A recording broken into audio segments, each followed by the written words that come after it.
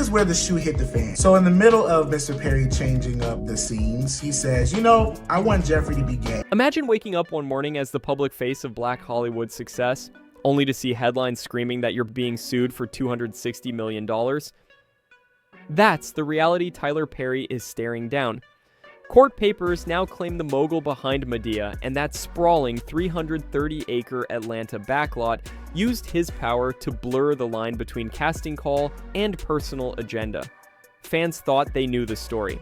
The once homeless playwright who built a media empire filmed sitcom episodes in a single day and crashed through Forbes' billionaire club.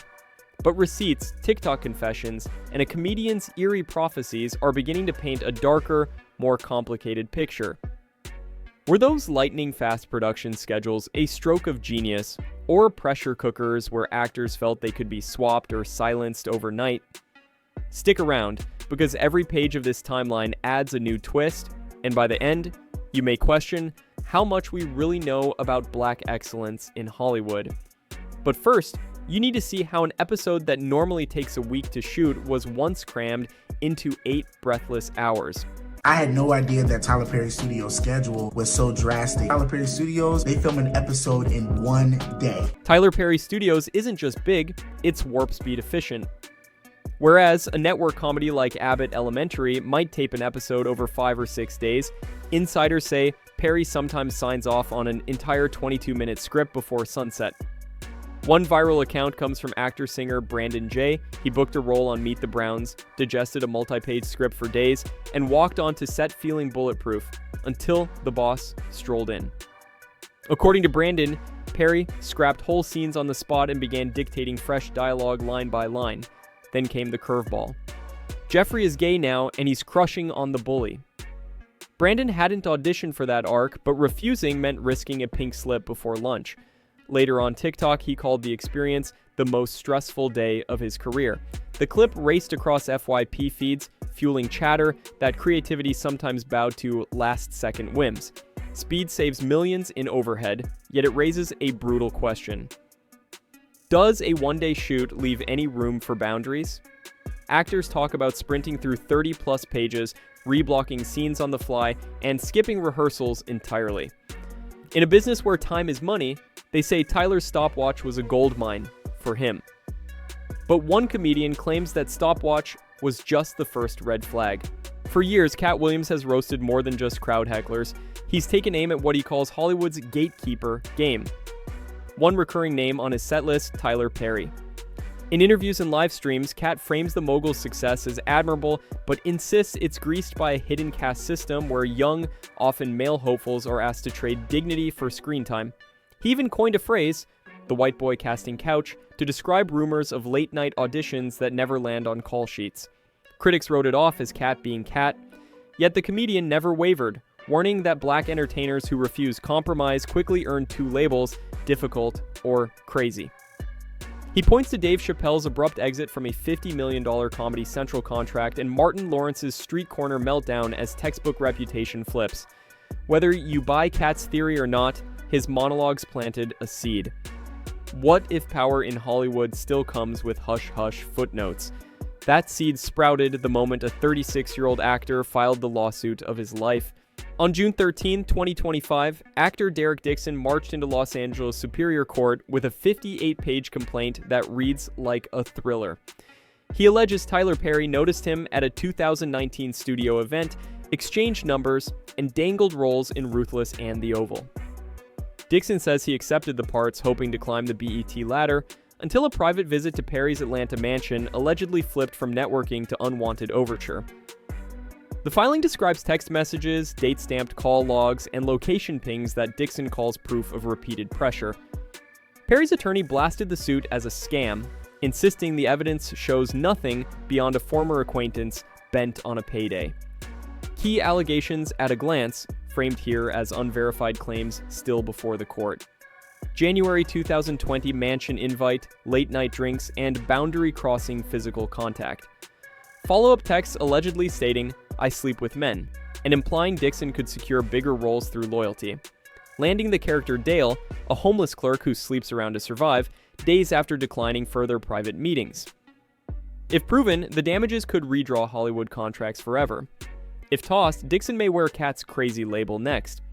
For now, the papers are stamped and a judge has scheduled the first status conference. But courtroom fireworks seldom burn alone. Suddenly, other stories started smoldering online. Brandon Jay's TikTok resurfaced, now recast from quirky set anecdote to potential puzzle piece. Fans clipped the moment he says he was told to change orientation mid-scene, pairing it with Dixon's claim that Perry prefers casting men who fit certain personal fantasies. Meanwhile, an older radio sit-down with actor Christian Keyes gained new clicks. Keyes never uttered Perry's name, but he spoke of a powerful producer who once tried to leverage career assistants for intimacy. He declined to cooperate, then watched other doors mysteriously close. On Reddit and X, Twitter, sleuths overlaid Keyes' resume with Tyler-produced projects.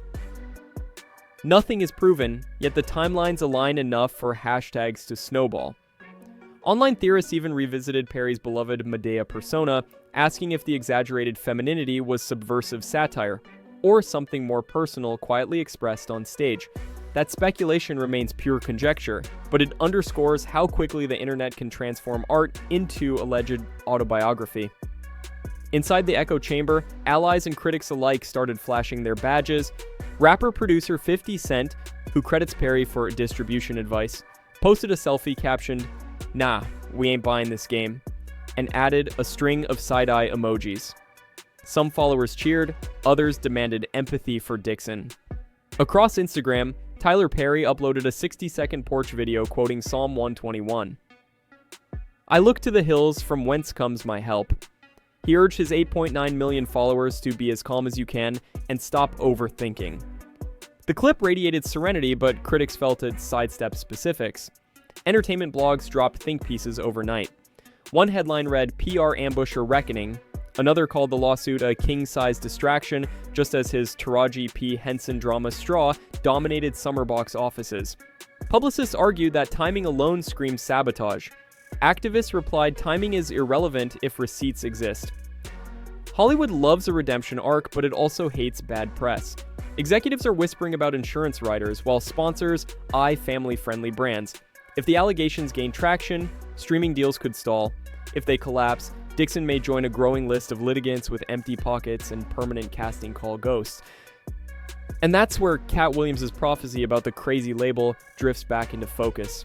When Dave Chappelle vanished to South Africa in 2005 rather than punch up race jokes for a bigger paycheck, headlines dubbed him unstable. In 2001, Mariah Carey signed a $100 million Virgin Records deal, then was promptly painted as erratic when glitter flopped.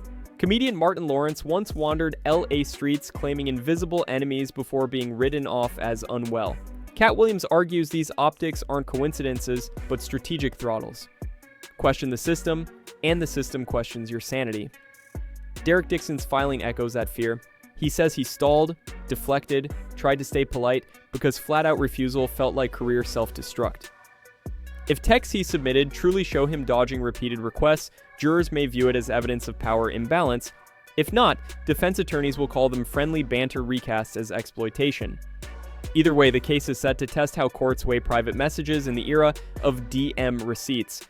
Meanwhile, digital gumshoes keep excavating. Forums debate whether the Oval storylines mirror private hobbies. Conspiracy threads insist the mega studio's breakneck pace exists to minimize daylight. Finish shooting before a word gets out.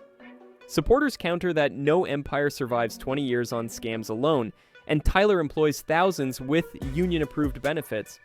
Their refrain, innocent until proven otherwise. So, what's a viewer to believe, and where does the story land next? We've covered a whirlwind, a turbocharged production model that wins schedules but sparks boundary concerns. Katt Williams' siren calls, dismissed until a lawsuit echoed his lyrics. Derek Dixon's $260 million complaint, complete with date-stamped screenshots and unanswered questions. Parallel anecdotes from Brandon Jay and Christian Keyes fueling pattern talk. A split-screen response with fans citing sabotage and critics eyeing accountability. Hollywood's old playbook where dissenting voices risk the crazy tag. Right now, every claim in Dixon's filing remains alleged. No judge has weighed evidence, no jury has spoken. Yet the conversation is bigger than one studio. It probes how fame, fortune, and power can tilt a set long before cameras roll. Maybe the court will dismiss the entire case. Maybe private settlements will lock the truth behind NDAs. Or maybe, for once, we'll see uncomfortable details litigated in daylight. So where do you stand? Is this a long overdue spotlight on casting couch culture, even inside black-owned empires, or simply another internet superstorm that will fade once the next trailer drops? Light up the comments, but keep it respectful. None of us sat in that mansion or those writers' rooms. If you're here for bold voices, real receipts, and zero filters, hit that like, smash subscribe, and flip on notifications. Court documents are public records, and we'll break them down the moment they're filed. Until then, stay curious, and remember, in Hollywood, what's scripted for the screen is rarely as surprising as what happens behind it.